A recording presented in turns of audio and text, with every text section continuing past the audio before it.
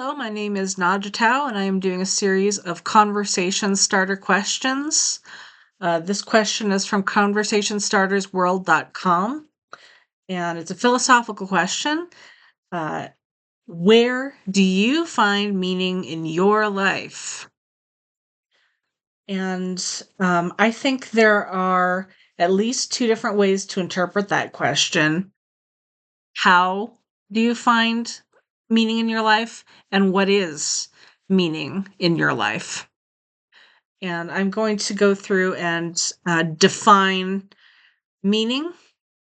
And then I'm going to go over the theory of how we find meaning according to Google Gemini. And I think Google Gemini did a really excellent job of condensing down a theory about how we find meaning. And then I'm going to talk about meaning in my life, my personal life. So Merriam-Webster defines meaning as implication of a hidden or spiritual significance. Excuse me, a special significance, not necessarily spiritual. Dictionary.com defines meaning as the end purpose or significance of something. And significance is defined by Microsoft Copilot as being worthy of attention.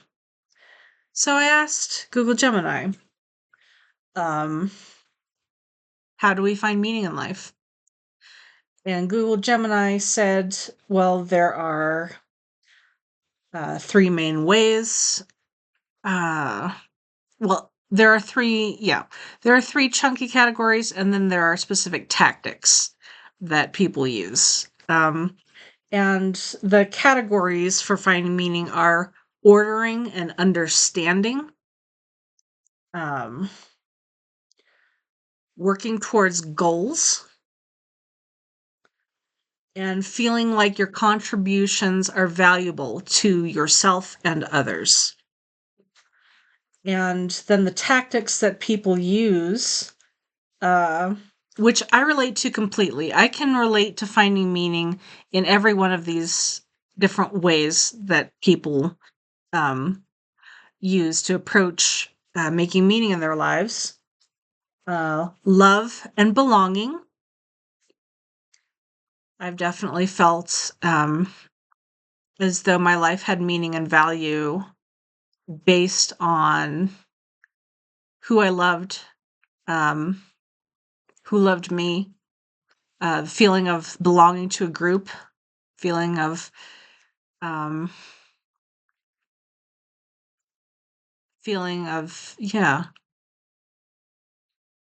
being cared for. My opinion about some of these have changed a little bit. At first, I was really resistant to these tactics because I think, well, I have had an absence of each of these tactics that we use to make meaning, and I've been okay. But then I realized I kind of switch back and forth between these different things at different times. At different times, I've probably experienced the feeling of meaning in all of these things.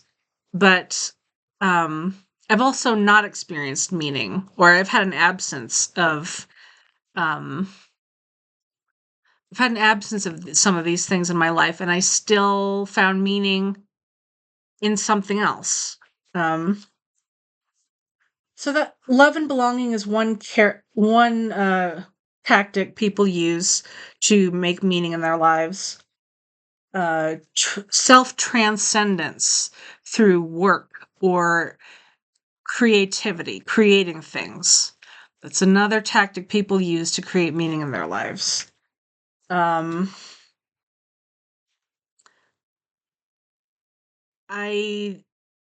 know that a lot of people, I'm thinking of Jordan Peterson.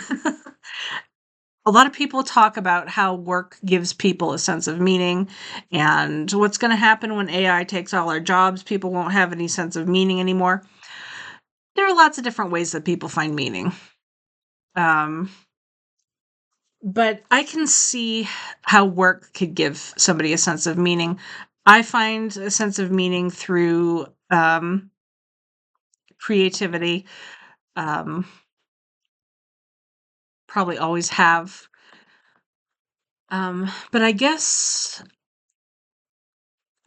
before I asked AI this question, I used to think that meaning had to be something enduring, something that you feel throughout your whole life. You're like on your deathbed, and then you think, oh, my life had meaning and purpose because of this or that.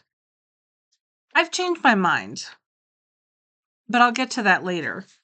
Um, so another tactic that people use to make meaning in their lives is through growth, personal growth, through learning, or authenticity, which is kind of like aligning your life with your personal values. Um, and the most controversial one, or the one that made me think the most, was finding meaning through suffering. And I want to say that Google Gemini said through enduring suffering. Um,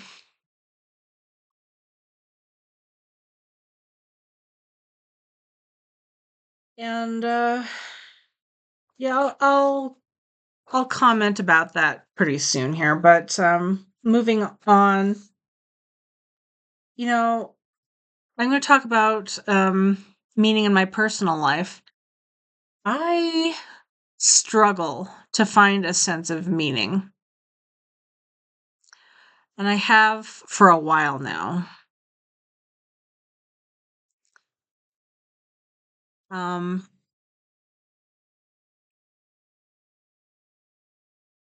I don't do quite as much as I used to. I'm not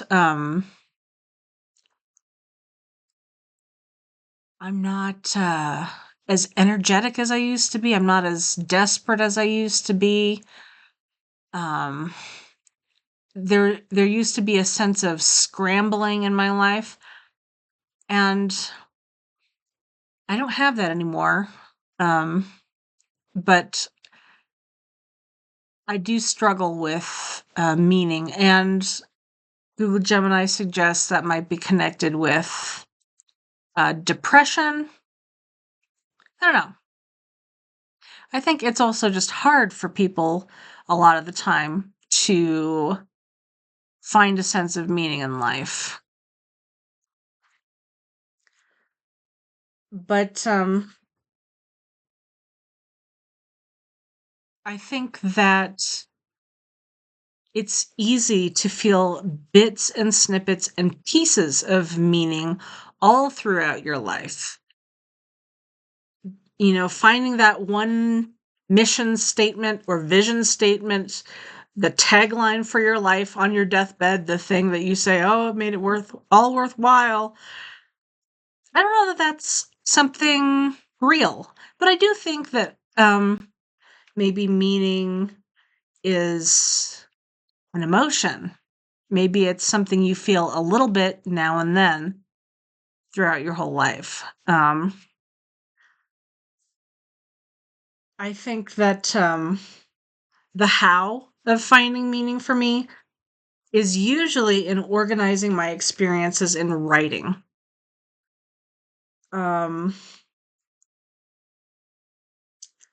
when I organize my experiences in writing, that helps me to find something within those experiences that is worthy of my attention when I look back on those experiences.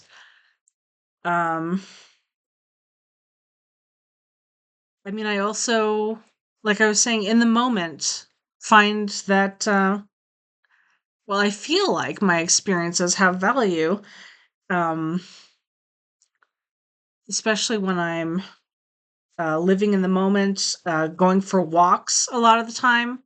I feel like just interacting with nature gives me a sense um, that just being conscious or just being able to witness creation like just being able to witness this flower, this little plant. Even in the city, there's usually like a little plot of flowers or a little plot of nature.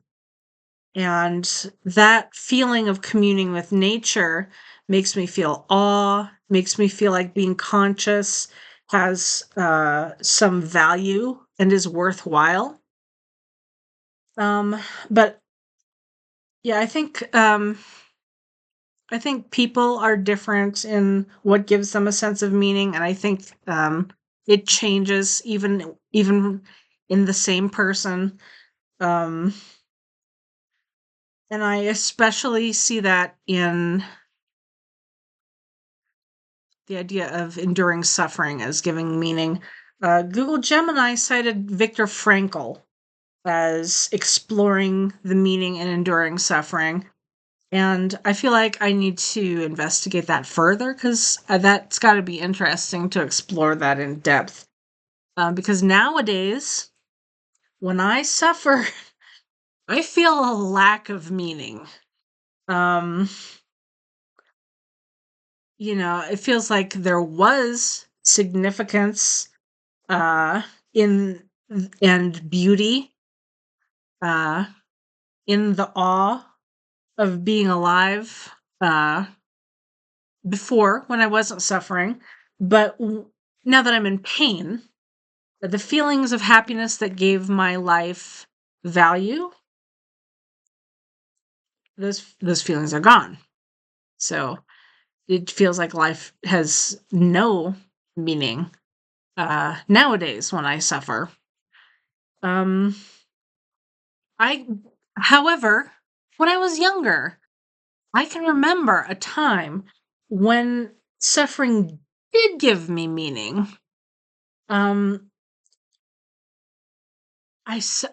when I was suffering tremendously, I just wanted to escape it.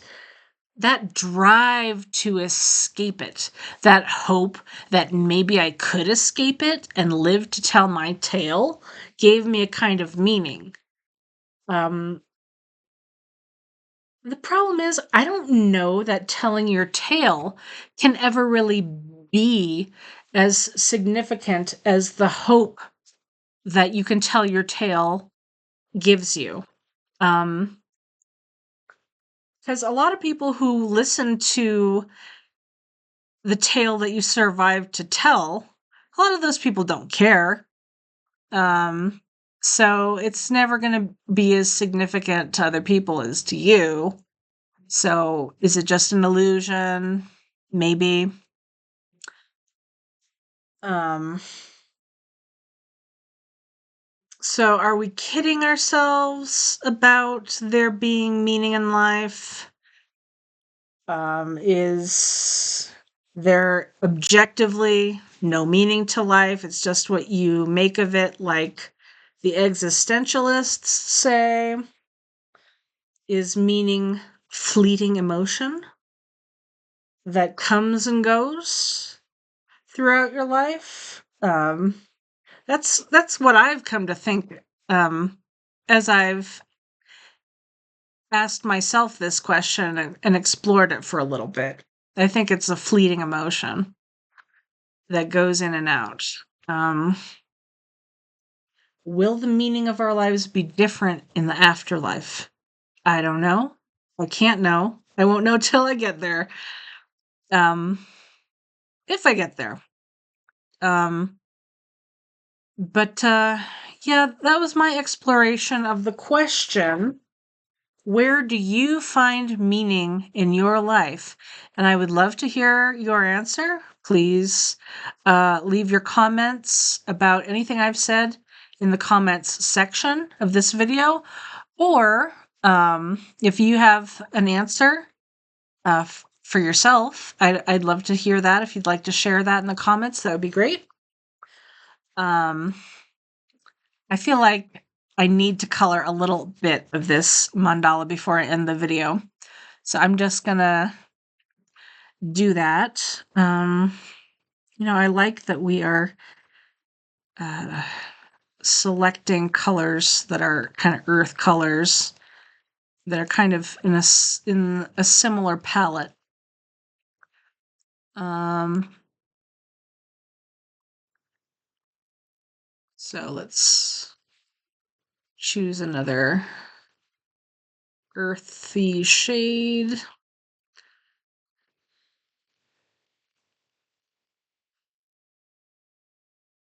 It's a nice color. Oh, yeah. It's a little close to the background.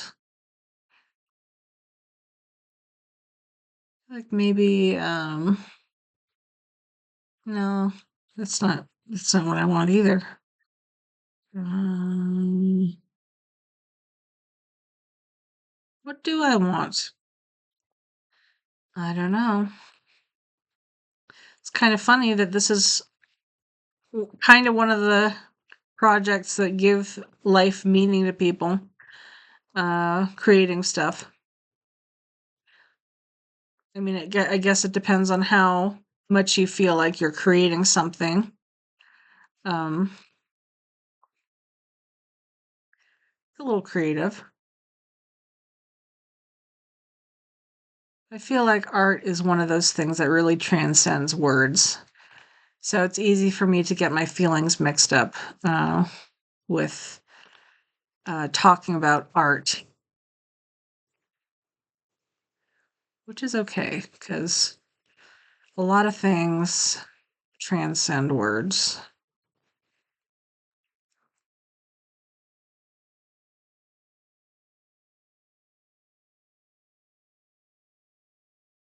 I do think it's possible to attempt to describe anything with words.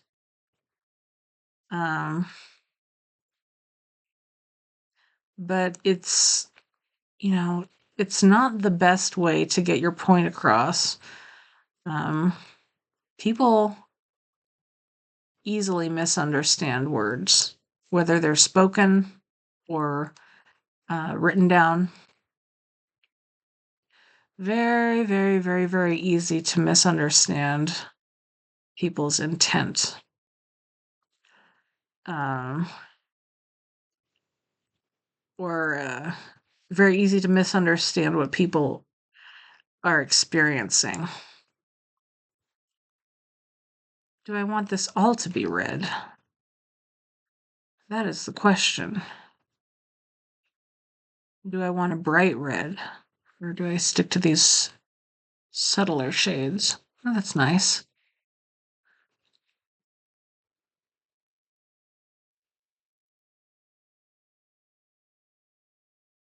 Yeah, wish I could go to an art museum or something, like a really nice art museum like in New York or something. I actually don't think there is an art museum where I live. Um, I think there are museums of like indigenous history and local history, but not art. And there's a limit to how interesting I find history. Some people love history, and I don't know. There's just something about history that just doesn't spark as much excitement in me as I see that it does in other people. I don't know why that is.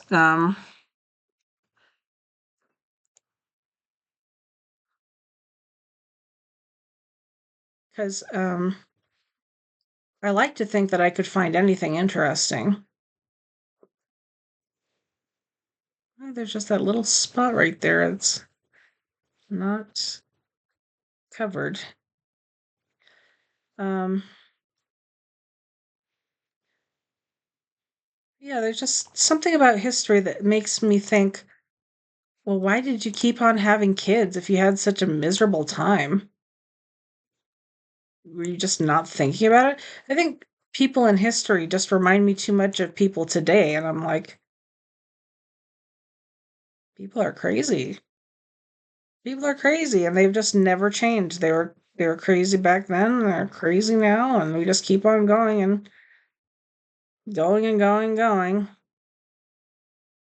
I think probably history is going to change pretty dramatically soon, um, with AI and all that. I mean, if it were just a matter of LLMs and the AI we see in ChatGPT changing everything, I don't think that that would be um, I don't think that is a true reflection of the big changes that will come with AI. We keep hearing about how AI is going to change everything. Um, so I think we're a little fatigued from hearing about it. But when you listen to people who are like computer scientists and they're experts in AI, you realize that there's probably a lot of AI projects going on that the public does not have access to. And so the AI experts who do have access to more sophisticated and more specialized applications of AI that we don't have access to, they're saying that it's advancing fast and in an out of control kind of way. So, I mean, that's what makes me think, okay, there really is a lot of potential for things to change very quickly. Um, and I'm a little scared because I was having another conversation with AI about transitioning to AI maybe taking over um, the main leadership positions in our society. And it said that, widespread revolutionary change usually doesn't come until a lot of upheaval. So it's like, well, maybe I'll live to see this big revolution um, in the way we do things, but it's going to be really rough, probably. It'd be lovely if I'm wrong about that. Be thrilled. Um, but, I just see, and I've seen for years, um, people who just have the reasoning that, oh, well, I suffered, so they should suffer exactly the way I suffered. And I get it and I don't, because I have felt that way myself before, when I was a much more immature person. But you see people who are like 60 or something, um, using this kind of reasoning. Um, I remember being like 19 and I worked at a fast food restaurant and it was miserable. I hated it. There are a lot of interesting things about it, but it was grueling work. It was very, very hard work, in terms of physical labor and in terms of just having to do things quickly. And I spent a lot of my younger years being really angry, uh, for reasons like dissatisfaction with my family, dissatisfaction with um, how the world works. Basically, I was just a very, very, very, very angry person.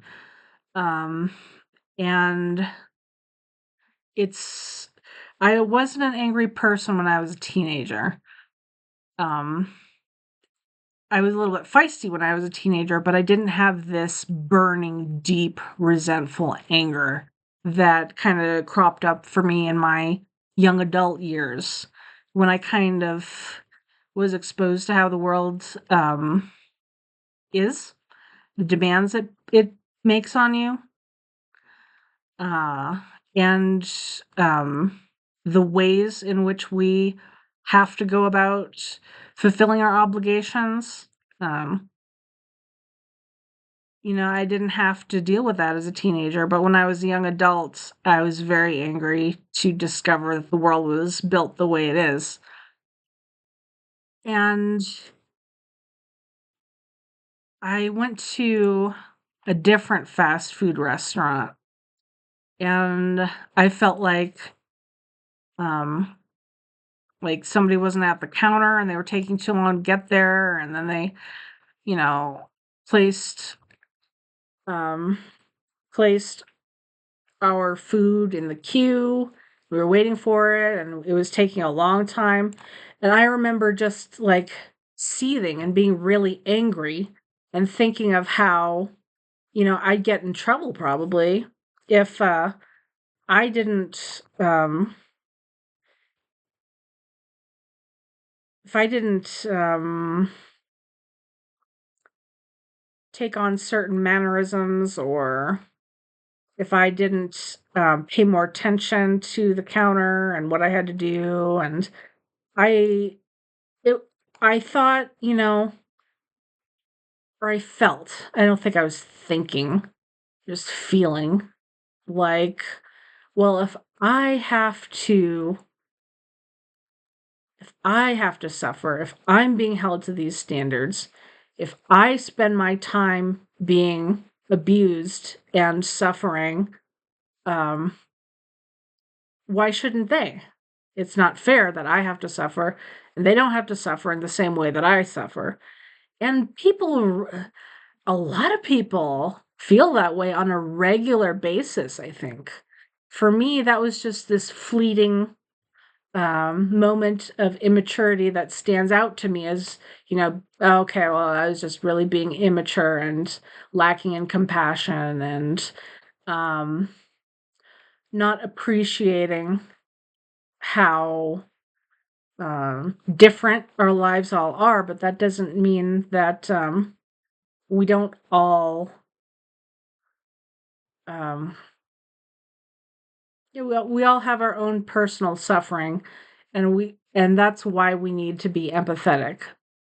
I mean, just because you suffered doesn't mean that you should be quick to continue that cycle. I I viewed it as I view it now as a kind of immaturity, but when I read comments from people, it definitely feels like they're these adults and they are just kind of blind to how uh lacking in um